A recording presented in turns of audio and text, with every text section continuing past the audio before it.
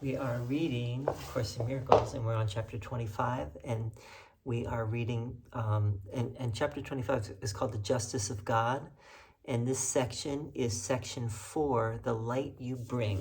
It's a short section. Here we go.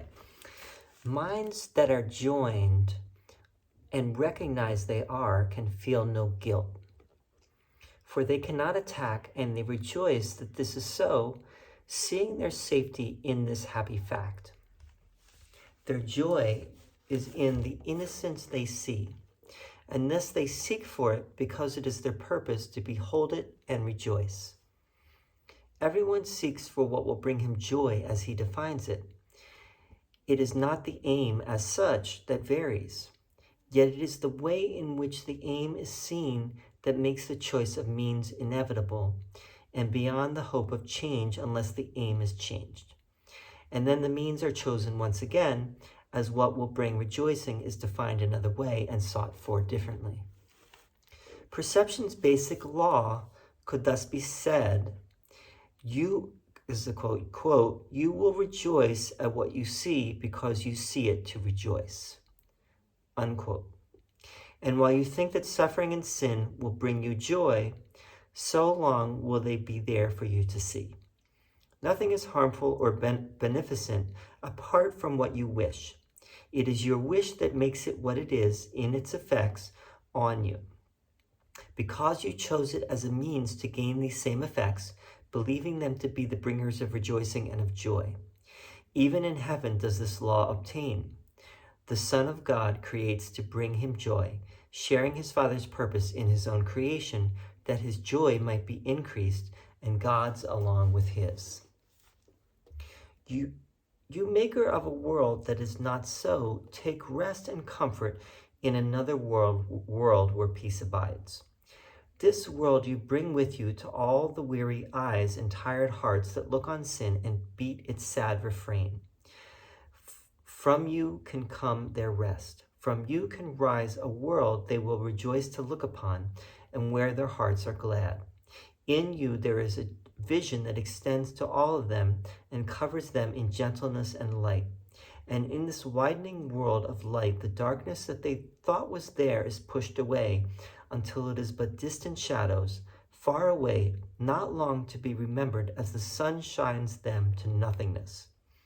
And all their, quote, evil, unquote, thoughts and, quote, sinful, unquote, hopes, their dreams of guilt and merciless revenge, and every wish to hurt and kill and die will disappear before the sun you bring.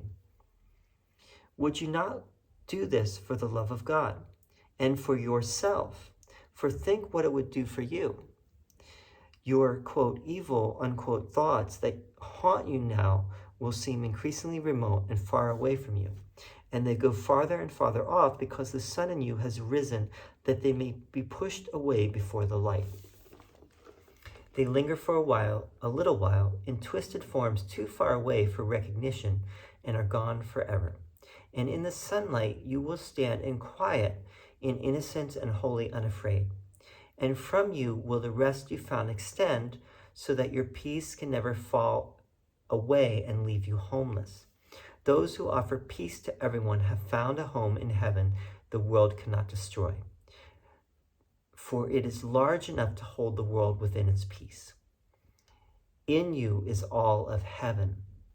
Every leaf that falls is given life in you. Each bird that ever sang will sing again in you, and every flower that ever bloomed has saved its perfume and its loveliness for you.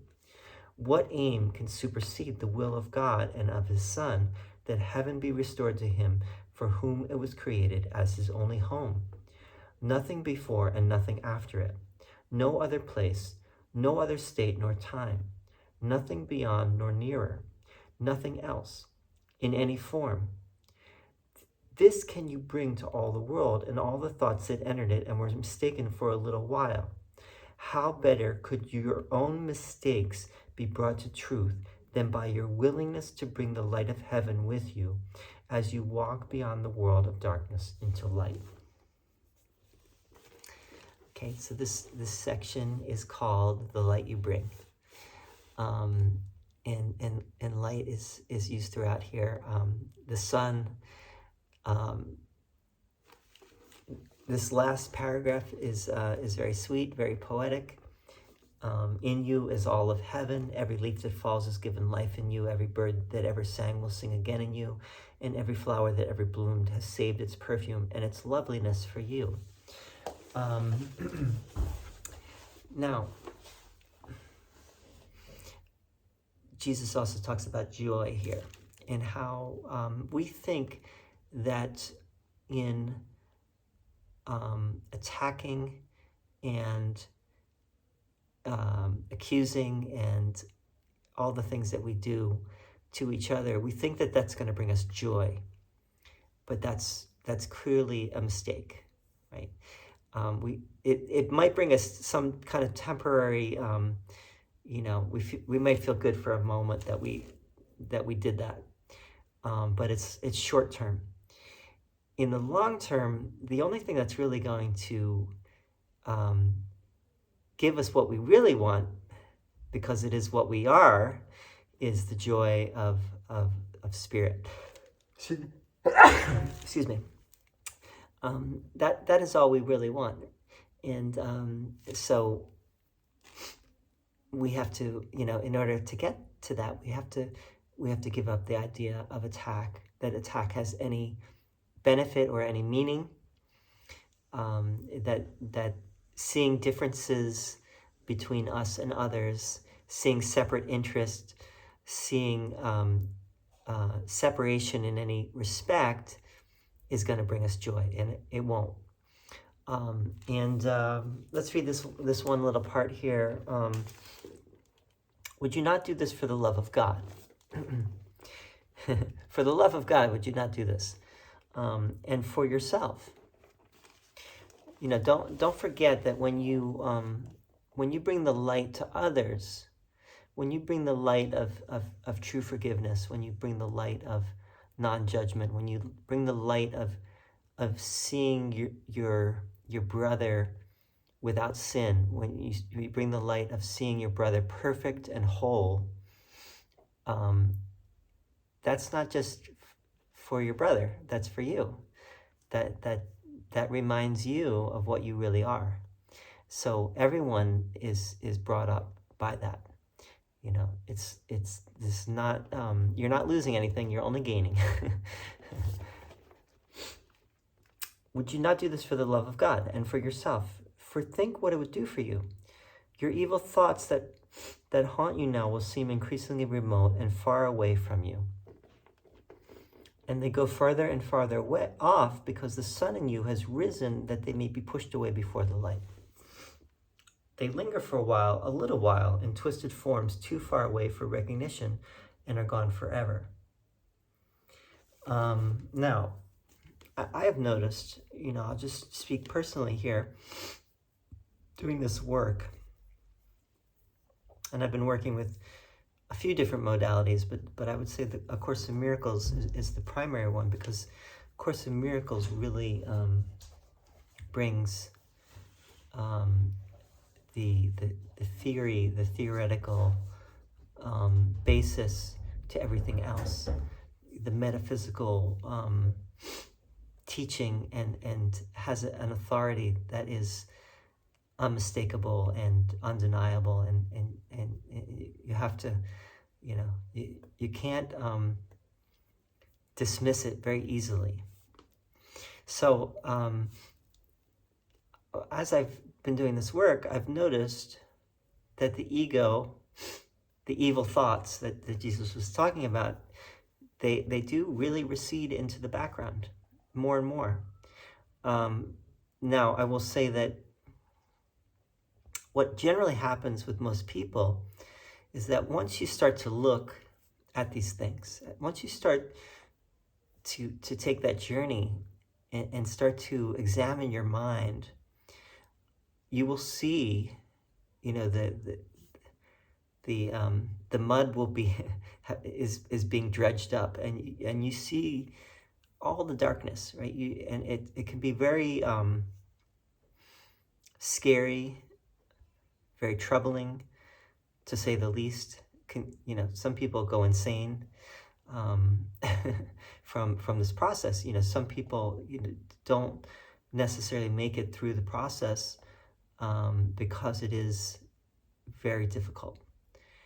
And what I've noticed going along is this for me at least, this has been a process of years and years.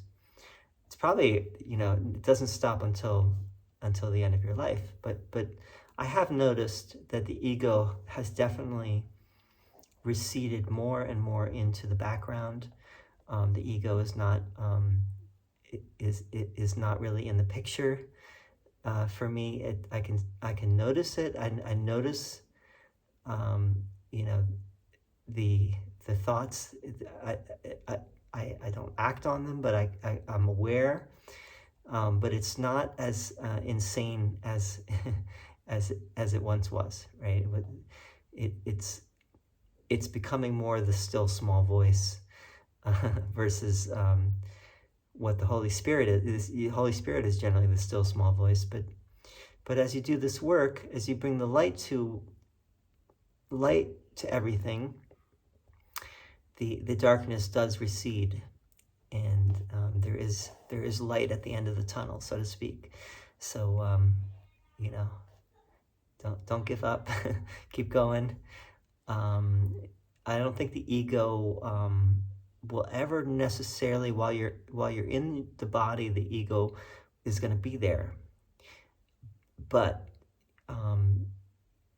you don't, you will be the master of your mind to the extent that the ego will not influence your decisions, and you will be able to, basically ignore it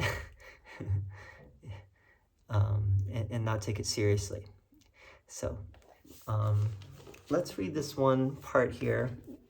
In the previous section, Jesus said, this is what perception is. Let's see what he said here. He said, perception's fundamental law. This is in the previous section, perception and choice. Perception's fundamental law. You see what you believe is there, and you believe it there because you want it there. And this is a very important thing that Jesus keeps reminding us, that everything depends on what we want. So we have to get in touch with what we're choosing, and we're choosing it because we want it, right? And whatever we want is what we're going to see. And now Jesus is saying, perception's basic law could thus be said. So he's reformulating it. He's saying, perception's basic law could thus be said, you will rejoice at what you see because you see it to rejoice. So now he's bringing joy and rejoicing into it. Now, if you choose the ego, you will rejoice at the suffering of others, and you will reinforce your own suffering, but you will rejoice because that's what you want. You're choosing that, and if you're choosing that, then when someone else suffers or has a problem or whatever, you feel good about that, right? And none of us can really deny that we do feel, maybe not with everyone, but with some people, we do feel that way. We're happy when they fail or when they suffer. We may not be completely aware of that, and we may have to look within ourselves to notice that, but that is there.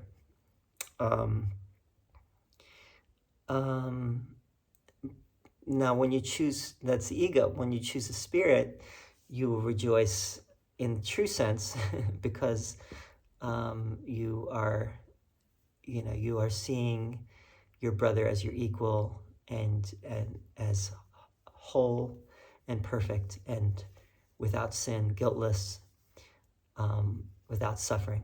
And in doing that, you are seeing yourself that way. So you will rejoice at what you see because you see it to rejoice. You rejoice at what you see because that's what you want. You want to feel the joy, right? You see it to rejoice. You are choosing to see it. You could see the glass half empty, but you're choosing to see the glass half full. You're choosing to see your brother full, not half full, but completely full. And in doing that, you are seeing yourself that way. And this is all like, in a way, it's so obvious, but it is also the hardest thing for us. And it's not, it's like, this is why we need to be reminded of this. And this is why Jesus, keeps repeating himself over and over and over again. I noticed I've been doing the Bhagavad Gita as well, and the Bhagavad Gita is also very repetitive. And I'm going to start, I actually have already started to do a comparison of the Gita and A Course in Miracles, and there are an amazing number of parallels that kind of have to be teased out and brought to the surface. But one thing is the repetitiveness. Things are repeated over and over again in both the Gita and in the Course. And I think that partly that's because we really need the reinforcement. We need to be reminded. And it's not enough to hear something just once or even 3 times, 5 times. This is a course. This is an educational course. So in education, repetition does help. And so I think that's a big reason why Jesus is doing this. Anyway, I think that's good for this section. The next section is called the state of sinlessness. And hope this is helpful. Feel free to always leave a comment, give me some feedback. I have a book on Amazon called Simply A Course in Miracles if you're interested in checking that out. I think it's a very nice introduction to A Course in Miracles. It's made for the beginner, but it's also could be useful for anyone who is working with A Course in Miracles. Thanks so much, and see you very soon. Adios.